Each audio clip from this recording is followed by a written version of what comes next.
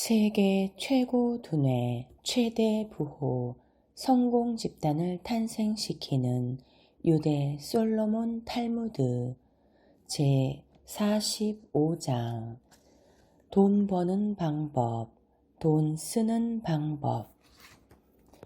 유대식 협상. 포도송이는 탐스럽게 익을수록 아래로 처진다. 유대인은 어떻게 최고의 협상 노하우를 발견했을까? 자폐증적 인간과 대조적인 것이 유대인이다. 유대인은 2000년 전에 젖과 꿀이 흐르는 땅에서 쫓겨나 전 세계를 유랑해왔다. 돈도 권력도 명예도 없이 이국 땅에서 협상술에만 의지하여 살아가지 않으면 안 되었다. 그래서 언어도 문화도 종교도 사고방식도 다른 이국 땅에서 천민으로 멸시받으면서도 끈질기게 살아남을 수 있었던 것이다. 조국을 잃은 민족이 2000년 동안이나 멸망하지 않고 살아남은 것은 세계 역사상 유례가 없는 일이다. 우리는 이제 유대식 협상술을 배우지 않으면 안 된다. 그들이 개토에 갇혀 수많은 박해를 견디며 과학, 실업, 예술, 정치, 그 밖의 모든 분야에서 천재적인 업적을 보여준 세상에 대한 유대식 협상술의 비밀을 배워야 한다. 유대식 협상술에는 유랑 2000년의 민족 경영의 진수가 들어있다. 현대 최고의 이 협상술을 배우면 반드시 변화무쌍한 미래를 용감히 헤쳐나갈 수 있을 것이다. 모든 문제를 자신에게 유리하게 해결하는 기술. 테이블에 앉아서 회의하는 것만이 협상이 아니다. 협상 테이블에 앉지도 않고 100% 이기는 것이 최고의 협상술이라 할 수 있다. 우리는 매일 세상과 협상하면서 살고 있다. 자동차 구입이나 회사와 조합 사이의 임금 인상 협상 등이 가장 전형적인 협상이고, 회사에서 새로운 기획안을 통과시킬 때 상사에게 설명하는 것도 협상이다. 신혼여행을 괌으로 갈지 하와이로 갈지 결정하는 것도 신혼부부 사이의 협상이다. 자식을 꾸짖거나 상을 주고 가르치는 것도 부모와 자식 간의 오랜 기간에 걸친 복잡한 협상이다. 즉, 살아가는 것은 모두 사회와의 협상이다. 어떤 식으로든 협상의 요소를 내포하지 않은 활동은 없다. 여기서는 협상을 널리 평화적 수단을 통해 어떤 문제를 자신에게 유리하게 해결하는 기술이라고 정리해 두자. 평화적 수단을 통해 어떤 문제를 자신에게 유리하게 해결하는 기술. 이것은 비즈니스 협상을 중심으로 더 넓은 의미에서 세상과 협상하는 기술도 포함된 개념이다. 그러므로 이제부터 얘기할 협상술은 타인과 접촉하는 모든 경우에 이용할 수 있다. 협상할 줄 모르는 자는 낙오한다. 1960년대 후반, 그때까지 전 세계를 마치 제 것인 양 뒤흔들던 미국을 제치고 소련이 초강대국으로 대두하기 시작했다. 당사자들 사이에 압도적인 힘의 차이가 있을 때는 협상이 필요하지 않다. 우위의 선자는 상대방을 위협하고 강요하고 억압할 수 있다. 열세에 있는 자는 오직 굴종하는 수밖에 없다. 하지만 양쪽의 힘의 균형이 잡히면 상대를 일방적으로 굴종시키는 것은 무리다. 그때는 설득과 협상이 모든 대립을 해결하는 유일한 수단이 된다. 닉슨이 대통령이 되었을 때는 바로 소련 군사력이 미국 군사력을 따라잡은 시기였다. 닉슨은 변화를 재빨리 간파하고 있었다. 이제 대립의 시대는 끝났고 협상의 시대에 들어섰다. 닉슨은 외교의 마술사 키신저와 콤비를 이루어 국제정치의 여러 문제를 협상을 통해 하나하나 해결해 갔다. 눈에 보이지는 않지만 이런 역사적인 전환은 개인 생활에서도 일어나고 있다. 지금은 일하겠다는 마음만 있으면 먹고 사는 게 그리 힘든 시대가 아니다. 자유도 얼마든지 보장되어 있다. 그러나 한때 먹을 것이 부족하고 자유도 제한되어 있어 강자와 약자의 차이가 뚜렷했던 적이 있었다. 그럴 때 강자는 명령하고 약자는 복종하는 수밖에 없었다. 하지만 현대사회에서는 강자와 약자의 차이도 상대적이다. 거시적으로 보면 사람들이 지닌 힘은 거의 균형을 이루고 있다.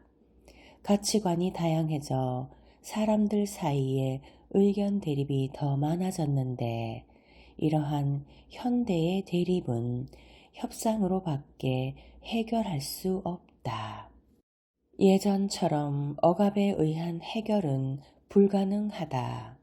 우리는 자신도 모르는 사이 어느새 협상의 시대에 살고 있다.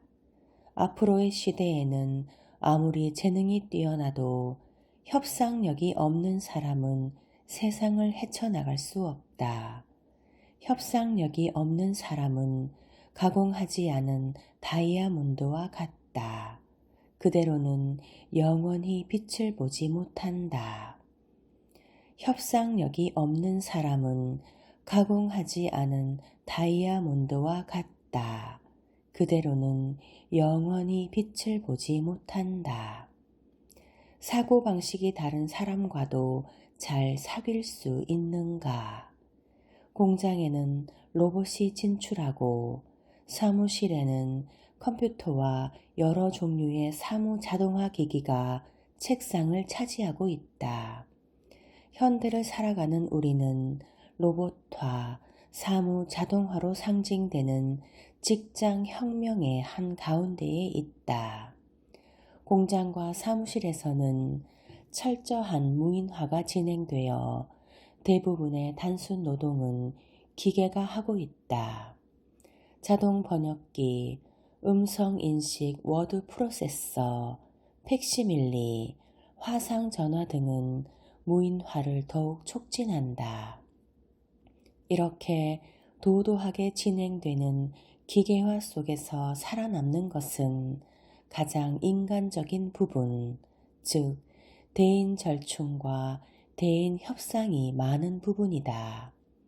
협상이야말로 기계화에 가장 물들지 않은 부분이며 비즈니스맨의 마지막 성역이다.